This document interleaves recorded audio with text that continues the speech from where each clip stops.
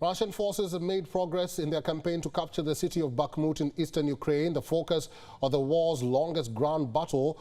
But the assault will be difficult to sustain without more significant personnel losses, and this is according to British military officials. The UK Defence Ministry says in its latest assessment that military units from the Kremlin-controlled Wagner Group have seized most of eastern Bakhmut, with a river flowing through the city now marking the front line of the fighting. So what does this advance by Russia mean for the war? Major retired John Spencer, award-winning scholar, professor, author, combat veteran, and chairman of Urban Warfare Studies Madison Policy Forum, is now joining us to talk more about this development. Major, welcome to the program. Thank you. Bakhmut is considered a small town with little military value, but has emerged as the site of the longest battle of the Ukraine war. Some argue it will be of little significance if Russia takes control. Do you agree with the critics? I agree. Zero to little military, tactical, operational, strategic value. Bakhmut became a political objective for both sides, with one side needing a victory since Russia hasn't had a victory in over half a year. And Ukraine, of course, not wanting to lose any ground, but Ukraine also made Bakhmut a political fight when the president visited, when they say that Bakhmut is to fight for Ukraine. But the battle definitely gives Ukraine the ability to destroy Russian forces since they don't care about the Russian soldiers' lives. Major, isolated from three sides with only one road still open for the Ukrainians to bring in supplies and reinforcements, the fall of the beleaguered city seems a matter of time. What impact will that have on the supply of weapons to Ukraine?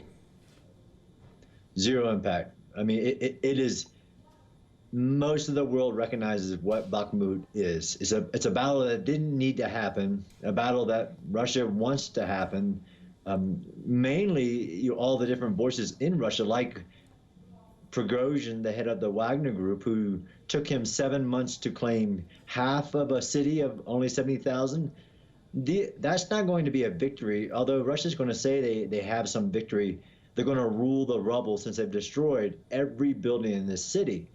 And like you said, Ukraine has a way out right now, so they'll make a decision. If they do, I'm not so sure, since even the commander of the land forces visited just recently, that the Ukrainians have made a decision or will make a decision soon. I think we're still at a tipping point in the city of Bakhmut.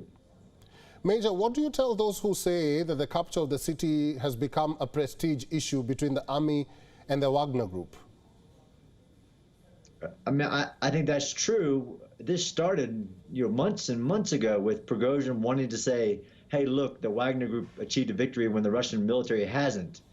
But he's losing hundreds of people a day, almost 30,000 dead. This shouldn't be viewed as a military victory in any sense of the word, of what the price was that Wagner and then the Russian military had to be added to this, and they still haven't taken the city. So won't be, if it happens, it won't be a victory for sure. President Zelensky has vowed to hold Fortress Bakhmut, yet it is likely that the Ukrainians will eventually withdraw to better defensive positions in the west to preserve their troops. What do you make of that observation? I mean, I think it is, as I study battles across the history of time, it shows the political value that urban battles can have, and that President Zelensky says he'll hold it, and I think that means that there is a chance that he'll still be able to hold it, even if he does pull back just to the outside of the city. If the Russians take Bakhmut, it's not a stepping stone to more territory in the Donbass, to important cities like Kramatorsk or Izium. It's just a piece of ground that is Ukraine that they fall back to, really defensive lines. And I think the Russian forces, whether Wagner or the military, are culminating, and if they do take the city, it'll be the last thing they can do. Major, let's flip the coin a little bit. What would the capture of the city mean for Putin and his troops? Maybe it would be a morale boost, since they have had no victory in over half a year. Soldiers need victories. They need positive things. The generals don't visit the Russian troops. Putin's never visited the troops. in the front line. President Zelensky, all the lead commanders have been all the way up to the very front of that line. It would be a morale boost to some Russian forces, and it would be a major, communications nugget that they would use and across all their news, saying they achieved this great victory of ruling the rubble. Major, some have observed that both sides are nearing exhaustion. Should some kind of peace talks take place, the outcome of the Battle of Bakhmut will provide a definite leverage. Do you agree?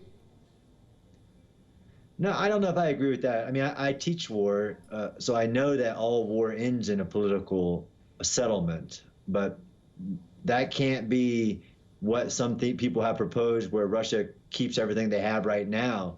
Russia, by international standards, by an overwhelming majority vote in the United Nations, is conducting an illegal war of aggression against Ukraine and is sitting on Ukraine land right now that is not theirs. So yeah, this ends in a peace negotiation. And yes, the amounts of ammunition that this is requiring, the global tax that this war is causing, is very high. But Ukraine is fighting for survival. Russia is fighting for conquest. So yes, there should be a peace negotiation. Ukraine is going to come at that negotiation table at a point of strength that has over 50 nations that recognize that it's a just war for Ukraine and an illegal war for Russia. Major, let's talk about China and its muted support for Russia. Some say China is likely to provide weapons, even though that will cross the red line and change the complexion of the war. Is there a possibility of that happening, and what will be the repercussions of that?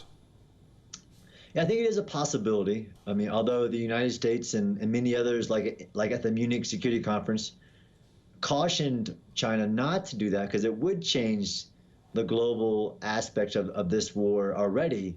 If China provided any lethal aid to Russia, it would change a lot of things in consideration. I personally hope that doesn't happen, and China doesn't need to back Russia's war crimes and genocide.